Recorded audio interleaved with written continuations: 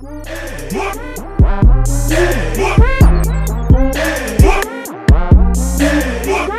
is the broke boy anthem. This again? Okay, but this is the last time. Maybe. So, what do you bring to the table? So what do you bring to the table, they ask? Well, let's make a list to what she says.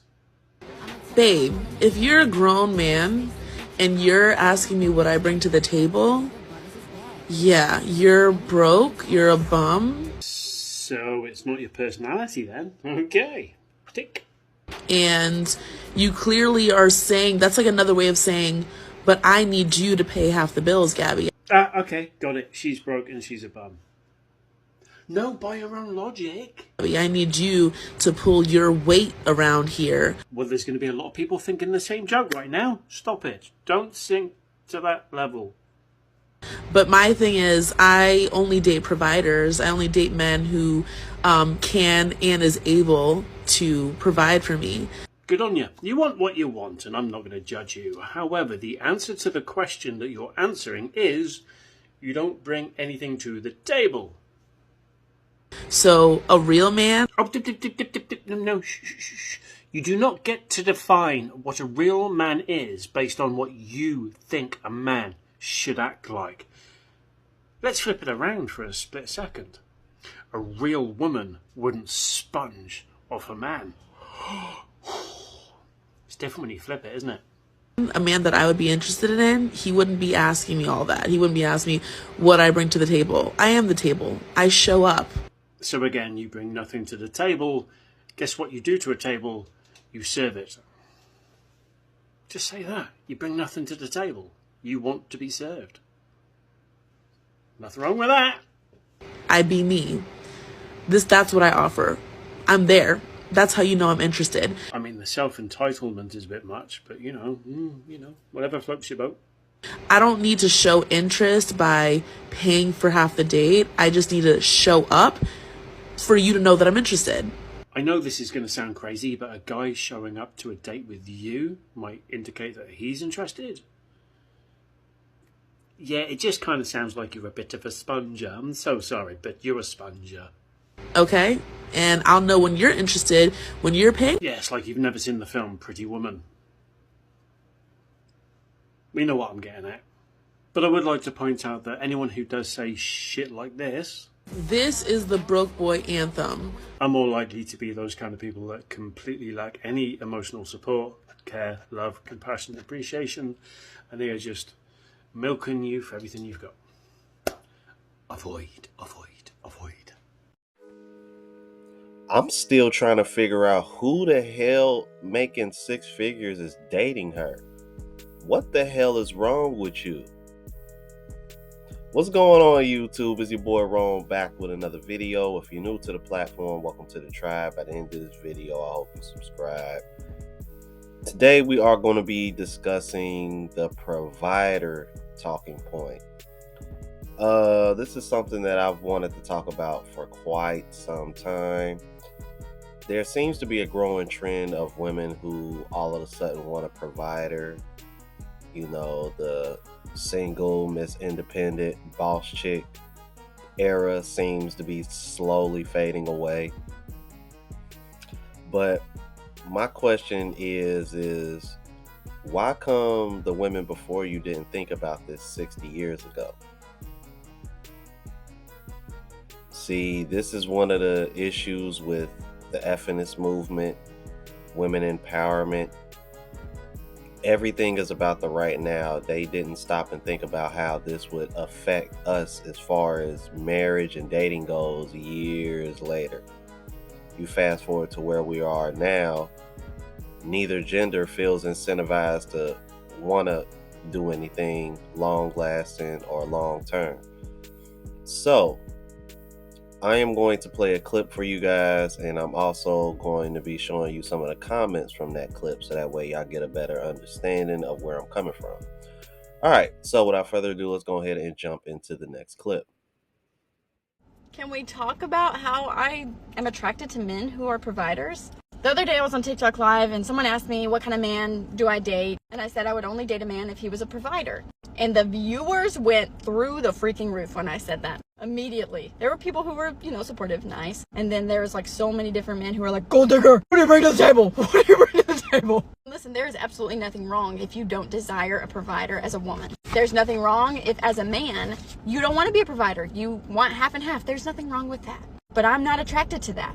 My life is super chaotic. I am the leader of my organization. I'm going to be a doctor of veterinary medicine very soon. So I'll be a leader wherever I am employed at. And if I ever get married, when I come home, I want to be able to trust my partner with that leadership. I don't want to be in a marriage where I'm constantly having to second guess whether my husband made the right decision for me and him. I want someone who is compatible with leadership, wisdom, spirituality, politics, etc. It is way more than just being a provider financially. About coming home and being able to feel safe and free in my nurturing feminine energy. And yes, I am the type of woman that enjoys having my husband's lunch packed, doing his laundry, making his bed for him. I like that stuff. And yes, of course, it is pretty hot when they are a financial provider as well. I just desire men who do it better than me. I think that is so attractive. And I know myself, even though this is horrible, if I'm with a man that I perceive as weaker than me or doesn't do it as good as me, I'm going to shred his masculinity to pieces. I don't even do it on purpose. I do it subconsciously, and it's a horrible trait to have, but that's the truth. And I've come to realize in my singlehood that if I'm going to ever be in a committed relationship again, it will be with a provider. All right, now, I really don't have an issue with anything this woman said. Now there are a few points that I gotta chime in on. And I'm gonna address it with what y'all see up here, because if you notice, my comment is at the top. I said women should have thought about this back in the 60s before they fought to enter the workforce and make their own money.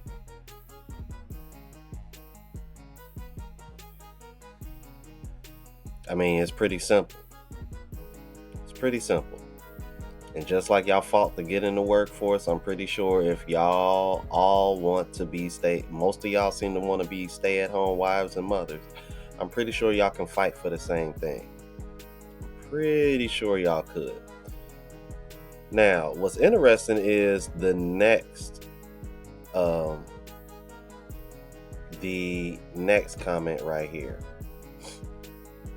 from the brother named Chris. Says he said that's good standards. Just make sure you're going to act like a wife when you expect that. No man like that wants a woman that's a leader, because remember, she called herself, she's a leader of her own thing. She doesn't want to come home and second guess her husband. Yeah, but you also need to know how to turn that off once you get home as well. And that's another thing I'm noticing. All these so-called boss chicks and women that are leaders of their own companies and things of that nature, they all want the same thing the other chicks want. They want a provider. But look at the negative response this man got just for saying that. Miranda Wyatt, life coach, says, no one cares what y'all want. How many times have I told y'all, bro?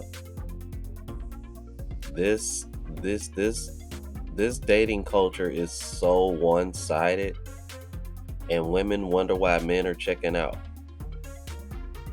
Y'all wonder why men feel like y'all have nothing to offer besides box. I mean, the girl from the first clip with the ashy ass lips told y'all herself she doesn't bring anything to the table. She shows up. She is the table. She wants to be served. Like, she doesn't even bring a fit body to the table, but want to sit over here and call you broke just because you ask her what she brings to the table. Make that make sense. But then look at the rest of these comments. And then he responds and says, you're an overweight single life coach. Man, just look at these comments. Look. Even the creator of the clip says, you're a ginger, bro. Don't act like you can comment on people's appearances for even a second. What does him having red hair have anything to do with anything he said? That's not even a jab for real. That's just acknowledging his hair color.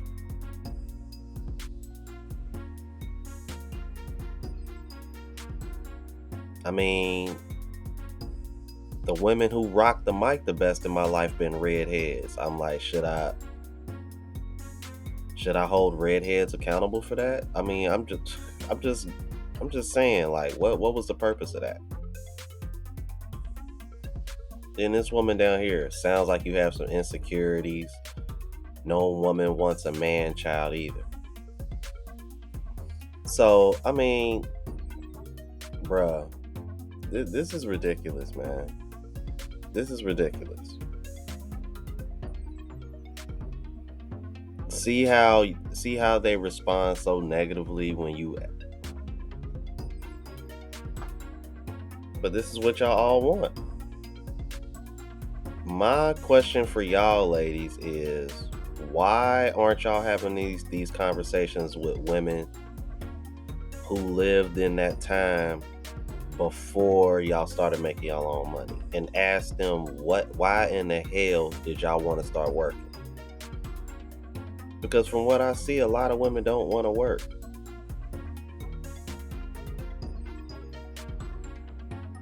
It seems to me like a lot of chicks want to run their own shit and then come home to a man who takes care of everything.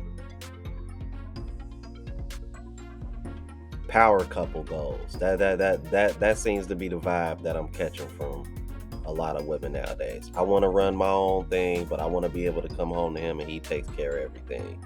Because I got my own thing and I don't want to be bothered with having to handle all that too. But I still want a partner, and I still want him to have time for me, even though I know he needs to work all the time in order to be able to provide for us. And then I got another question for the ladies, because it was this woman who said, y'all supposed to be providers and protectors, y'all don't deserve women. Lady, let me ask you this question. When y'all say y'all want a provider, let's be honest, y'all mean financially. That's what y'all really mean. Because if it was about leadership, y'all wouldn't be giving men so much pushback in these damn man spaces about what men say they want. So there goes your leadership right there. When we telling y'all what we want and need, and then you got women in these comments like her over here saying they don't care. We don't care what y'all want. That doesn't sound like women who want leaders, who want providers. Because if I'm providing you with leadership, you need to take in what I'm telling you. So what else do you got that a man is supposed to provide? I really want to know, ladies. Let me know in the comments. Because it seemed to me like all y'all really thinking of is the financial part. And there's plenty of guys out here that can lead a relationship without paying 100% of the bills. Women, y'all need to quit acting like this is impossible. The problem is that what y'all really want is a man that pays for everything. And I'm sorry to hurt y'all feelings, ladies, but statistically, it's impossible for even a fraction of y'all to be able to get that. About 75 to 80% of women are working. That's what happened when the women before you entered the workforce. It pretty much made the provider male a rare species. Let's be honest, that's what it did.